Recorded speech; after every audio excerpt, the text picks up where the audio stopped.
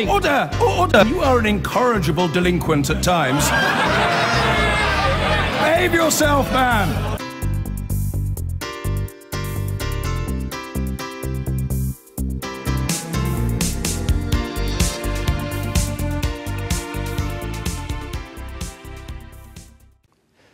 In the United States, President Trump has been accused of trying to stop an FBI investigation into the links between his former national security advisor and Russia.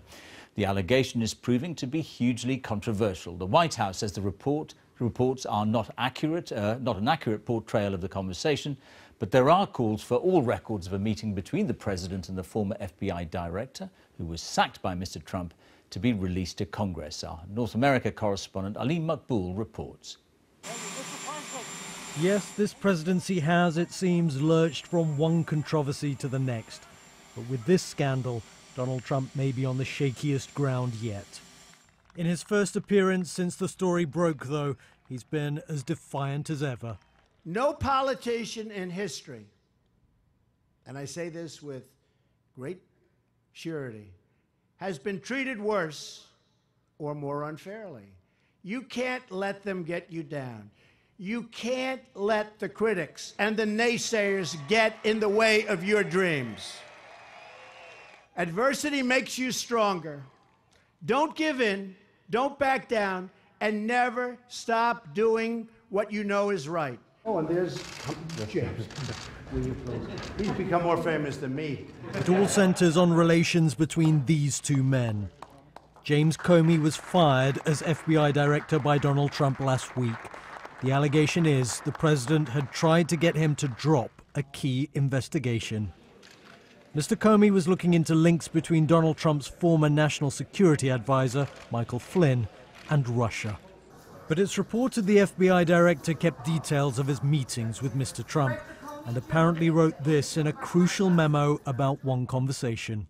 It says the president told him, "I hope you can see your way clear to letting this go, to letting Flynn go. He's a good guy. I hope you can let this go." To which Comey replied, "I agree. He's a good guy." This is not good for America.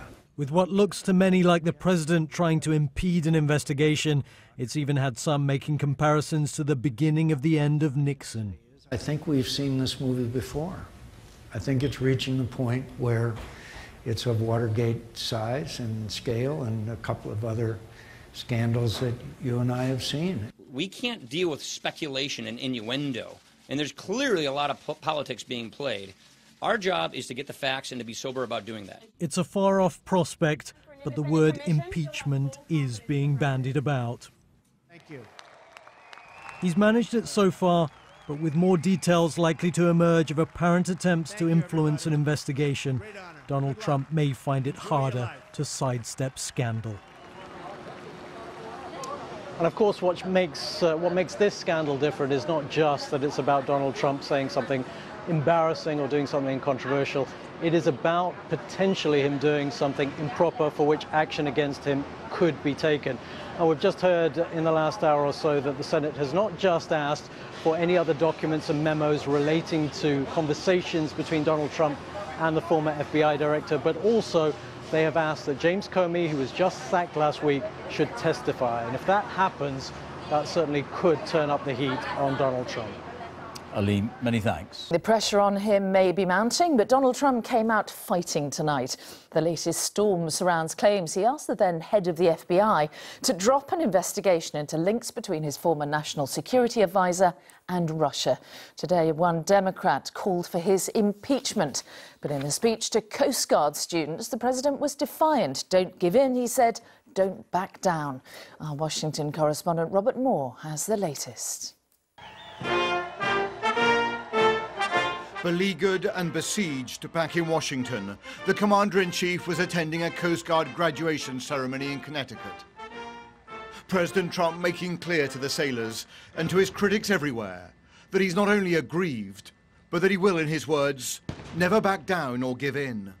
No politician in history, and I say this with great surety, has been treated worse or more unfairly. You can't let them get you down. You can't let the critics and the naysayers get in the way of your dreams. But overnight, the White House was left in complete turmoil after the revelation that James Comey, here seen with Trump while still FBI director, was encouraged by the president to drop the investigation into Michael Flynn, a key part of the Russian probe. Comparing them to the Nixon White House. And for the first time, the darkest shadow in American politics, Watergate, is being openly discussed. Veteran Republican Senator John McCain had this short but devastating observation. I think we've seen this movie before.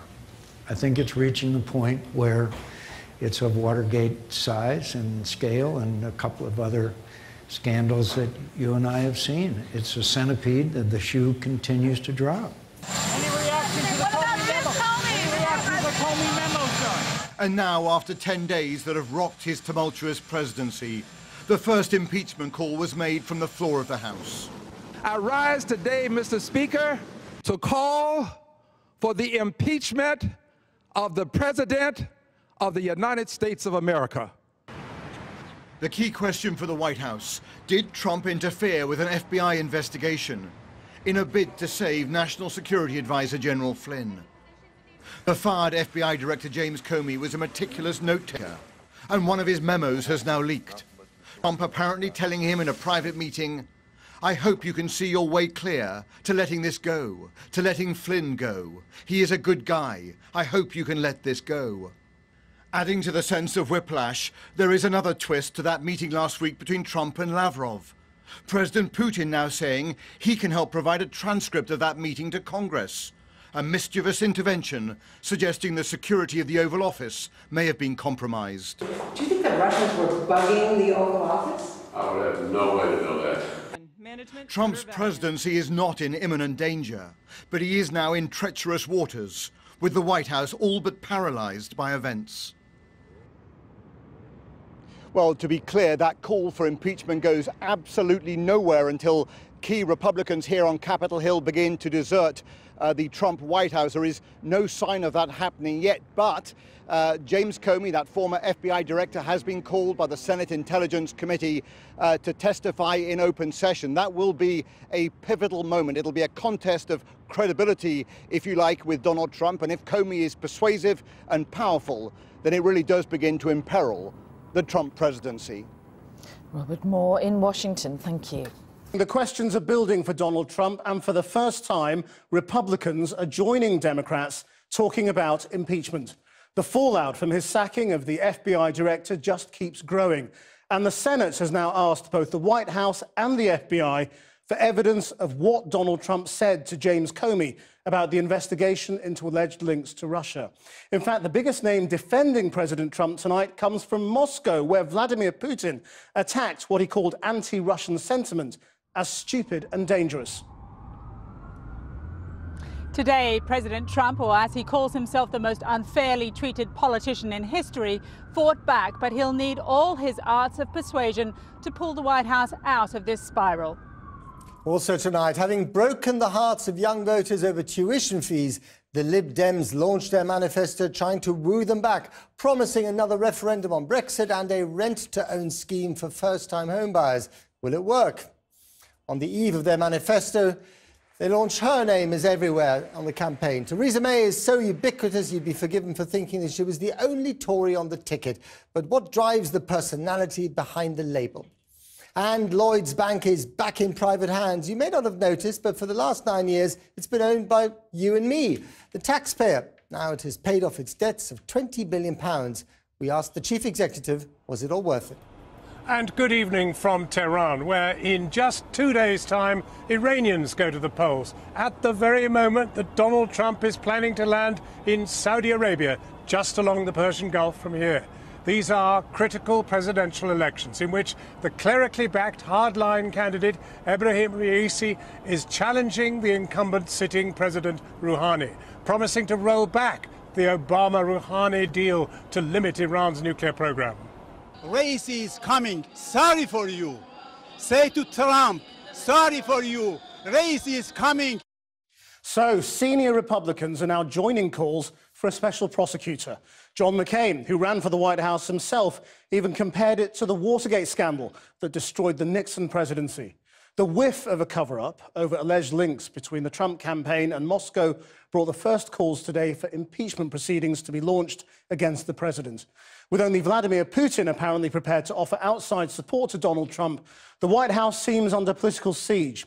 Our correspondent Kylie Morris is in Washington. Kylie. In the last hour, Krish, and this really is moving hour by hour, the speed of this story is simply head-spinning. Although one thing to note is that we've had no tweets from President Trump today, which is rare. But the latest from Capitol Hill is that now both the Senate and the House Intelligence Committees want to see James Comey's paper trail, and they want him to give testimony about this memo, which I should say no one has seen, and the White House says is not truthful. It's a leak from a source close to James Comey to a New York Times reporter, and it allegedly notes that the president urged Comey, who was then director still of the FBI, to drop the probe into his trusted national security advisor Mike Flynn, who you'll recall was asked to resign when it turned out he'd lied about talking to the Russians.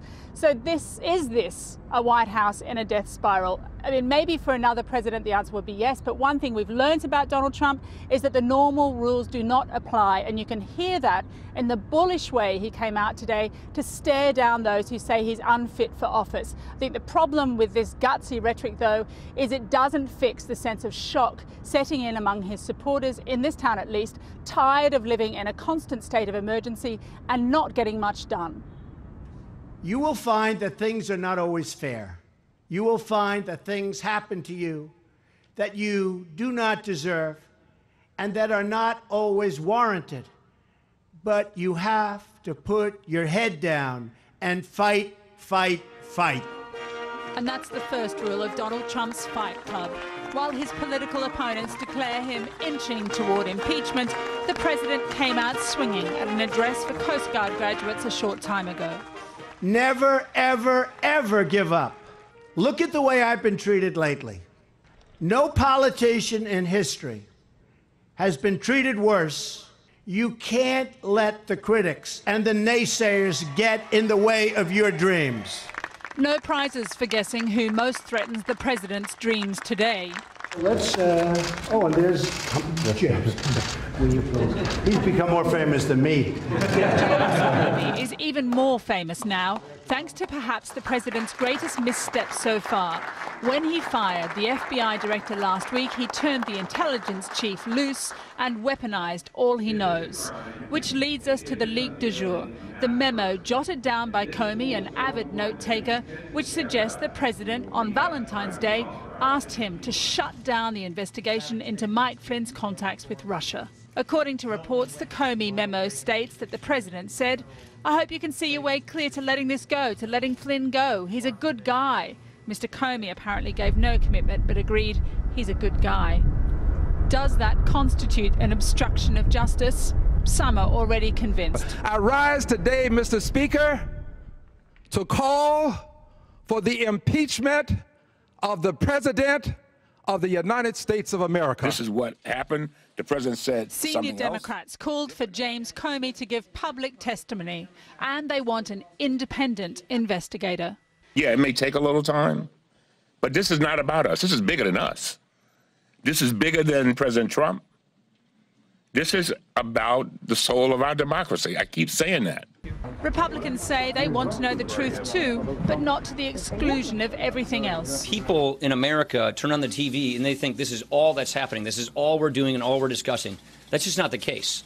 I want the American people to know that we're busy, hard at work, fixing their problems. There is frustration at the crisis-ridden White House, but few Republicans in Congress appear ready to commit political suicide to remove a Republican president. Still, the Comey memo only widens the web of allegations already entangling President Trump. Here's a refresher. It was February when the president's national security advisor, Mike Flynn, stepped down after just 23 days in the job over revelations he lied about discussing sanctions with Russian ambassador to the US, Sergei Kislyak, a few weeks before Mr. Trump became president. In Congress, at least 5 standing committees and 1 subcommittee are investigating Russian interference in the election or ties between Trump associates and Russia. 6 agencies are involved: the CIA, Justice Department, NSA, the Office of the Director of National Intelligence, and the Treasury Department. Oh, and of course, the FBI.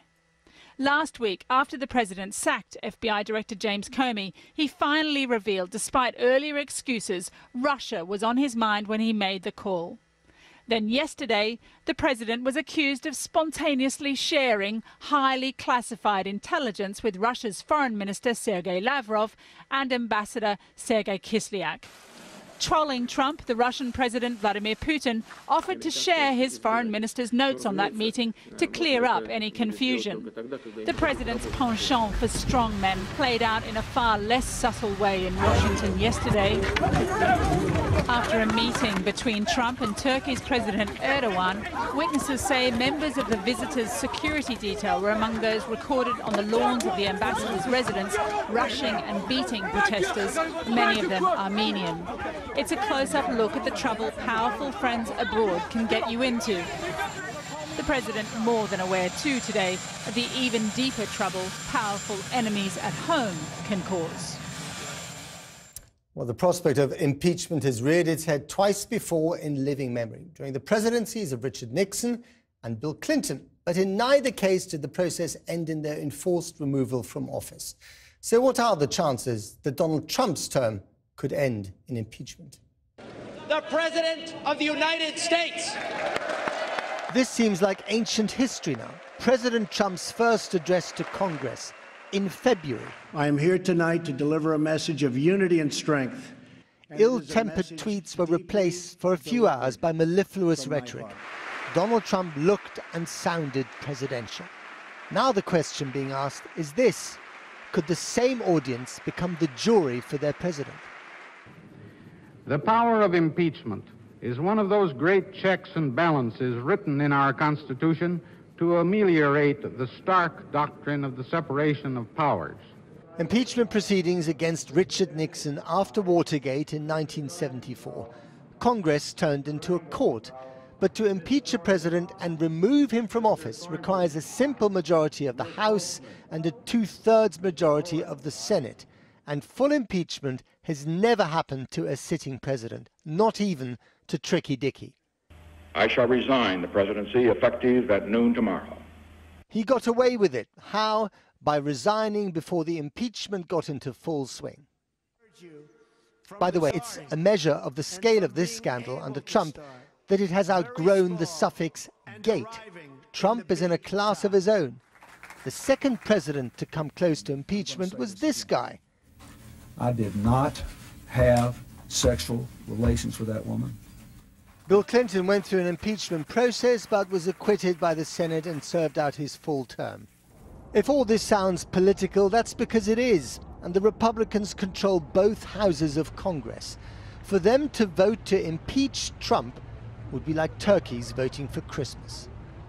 And like everything else, this issue further divides an already divided America and its tribal airtime warriors on cable television. Trump supporters still stick by their man, while others smell Watergate blood. We are well on our way to impeachment because I think there's a clear set of facts that show obstruction of justice. The fact is, I don't think this makes out an obstruction case. We need to understand that right now, this is pretty thin soup for either a criminal or an impeachment proceeding. But it ultimately depends on the potential jurors, especially the Republicans in Congress, whether they stay loyal to their president or prepare to cut him loose. So far, the latter are in a tiny minority. I think we've seen this movie before. I think it's reaching the point where it's of Watergate size and scale and a couple of other scandals that you and I have seen. It's a centipede that the shoe continues to drop. But who's America? To Trump's supporters, he is a man more sinned against than sinning. That's why the Senate Majority Leader is still siding with him. Are you starting to lose confidence in President Trump? No. The trouble is that Trump loves drama. He thrives on it. It sharpened his wits and his elbows in the cement jungle of Manhattan real estate. It's always served him well, and it made his name on television. You're fired. You're fired. You're fired. You know, But the clue is in the golden chairs. Trump is trying to run the White House like he used to run his family firm. No shareholders, no voters, minimum accountability. It doesn't work like that in his new home, especially when he picks fights with the CIA, the FBI, and most of the press. The wheels of congressional justice turn slowly in America, but with his impulsive tweets, Trump may just be speeding them up. Well, joining me now from Washington is the former White House senior director and senior advisor to the State Department, Nayyera Haq, and from Virginia, the former CIA intelligence officer, Michael Scheuer. Nayyera Haq, where do you think this is going? Well, it seems to be quite Nixonian in nature. Unfortunately, as we mentioned earlier, this is a Republican-controlled Congress, and Congress is supposed to be the check on a presidency. And without Congress being willing to even question the idea that there is treason in the White House in the terms of leaks to the Russians, without them being able to even question that in public nature, it's difficult to see articles of impeachment coming through any time before the midterm election in November 2018. Right, so this is a long process for you. Absolutely. We're looking at the long game here. Again, this is, as you mentioned, it's a partisan issue. Not quite sure why the Republican majority isn't looking to a Vice President Pence and potentially elevating him. Word around here is that because the former GOP, the Republican head of the party, is now the White House Chief of Staff, there's some coordination there to keep the Republicans in line in support of President Trump. But you do have rumblings here right behind me on Capitol Hill. Mitch McConnell, the Senate leader, talking about how every day is another drama and another missed opportunity to actually push forward any legislative agenda. So you do have people who are frustrated on the Republican side. Clearly, Democrats are up in arms and talking about their own agenda as terms of the resistance. Civil society has been active in the United States in ways we've never seen before, but the authority to actually do articles of impeachment resides with Congress. Okay. And absent Congress changing its makeup, we're not going to see any movement in that formal capacity. Michael Scheuer, where do you think this is going? I think it'll blow over before long. I think that was kind of a lame explanation.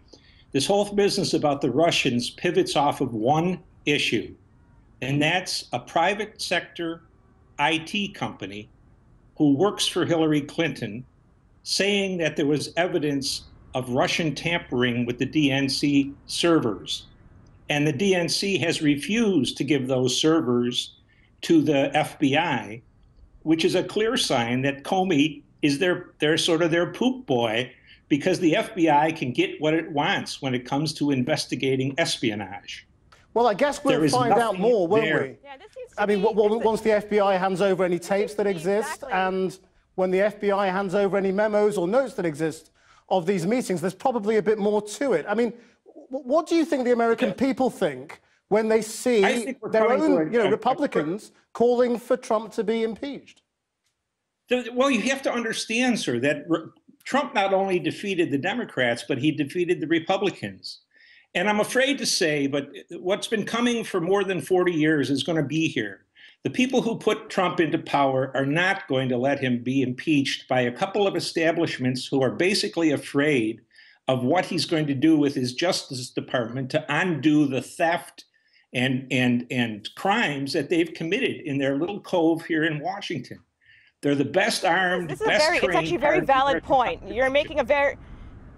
Nayyera, go ahead. If I may, you're making a very valid point in terms of, the people who support Trump are quite ardently in Trump's corner, even though he's had the lowest approval ratings that we've ever seen in history, particularly for a first-term president who should be enjoying a honeymoon period right now. His approval rating is around 31%. Nixon had supporters as well. He was kicked out of office, resigned, rather than being impeached. He had 36%. So looking at approval numbers isn't exactly the way to understand what's going on with the broader population. You have 70%, which is far more than the number of people who support Trump right now. And you have it was the same number that said Hillary was going to win, isn't it? People.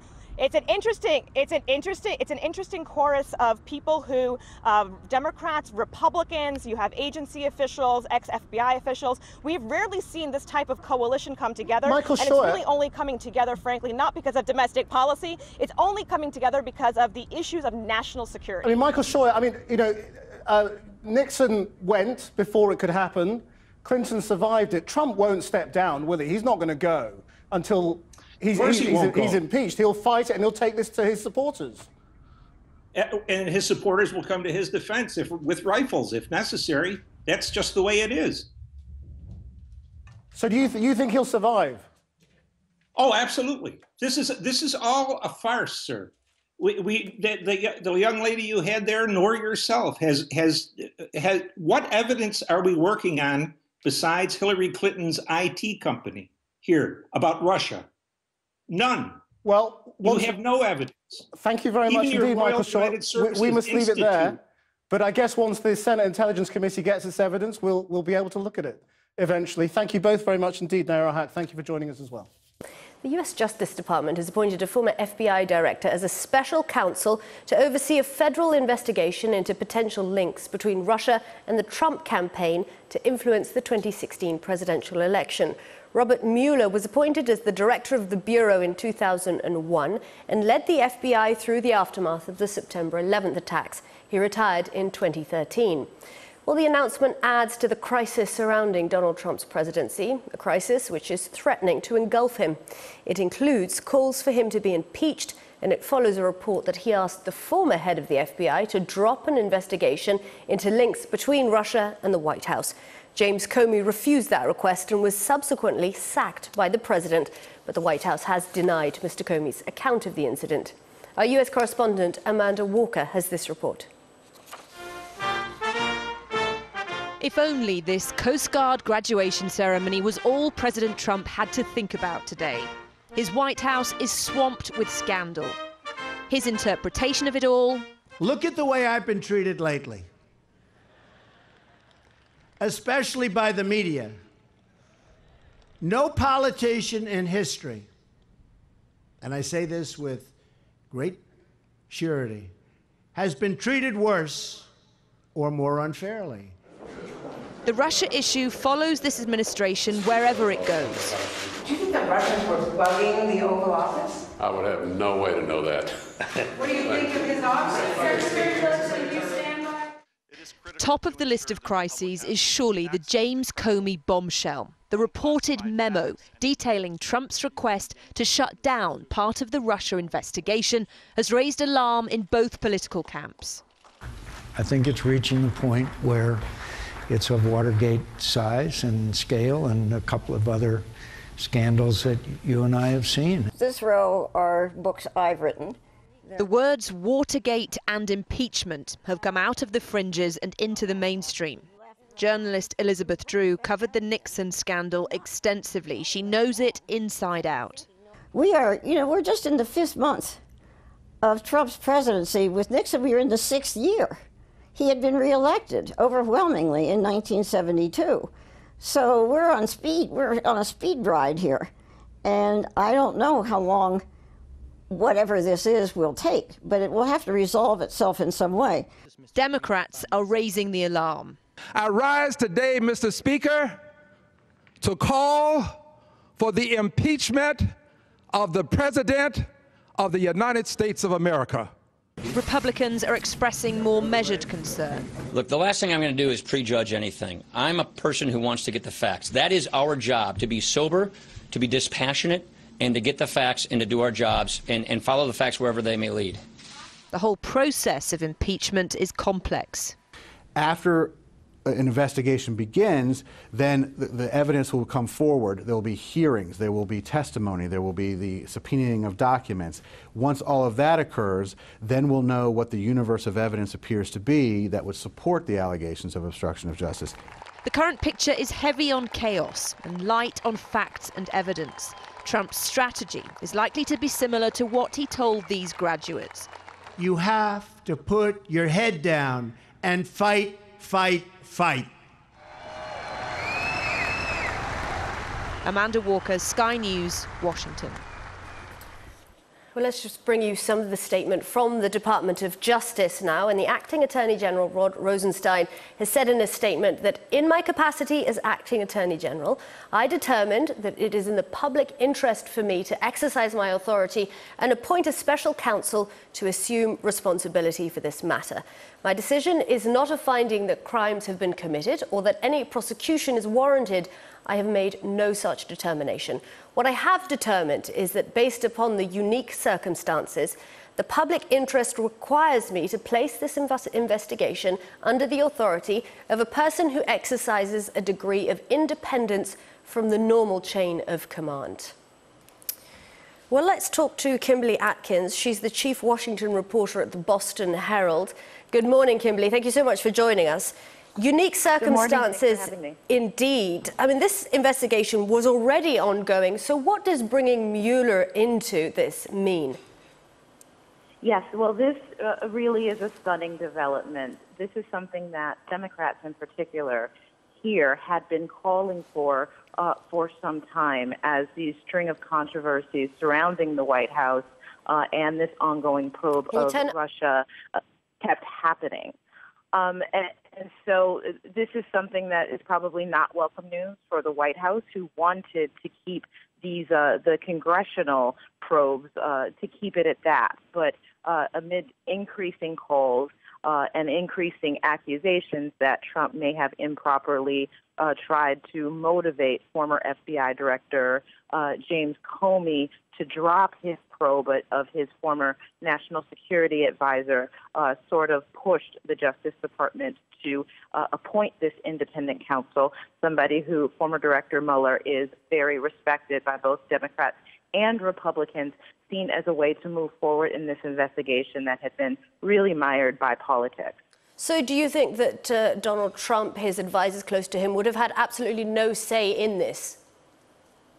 Well, the decision was made by the Deputy Attorney General, Rod Rosenstein, who was a part of this sort of scandal a bit when a memo that he wrote about James Comey was used as a justification by the White House in firing James Comey. That was something Rod Rosenstein didn't expect to happen. That drew him into this controversy, and I think that was one reason why he decided to go with an independent counsel, especially at a time when he is part of the process of interviewing who the next FBI director will be. As this FBI probe is ongoing, it seemed that the Trump administration was under such fire over this whole thing that Deputy Attorney General Rosenstein thought that this was really the only way to go. And what powers does Mueller have?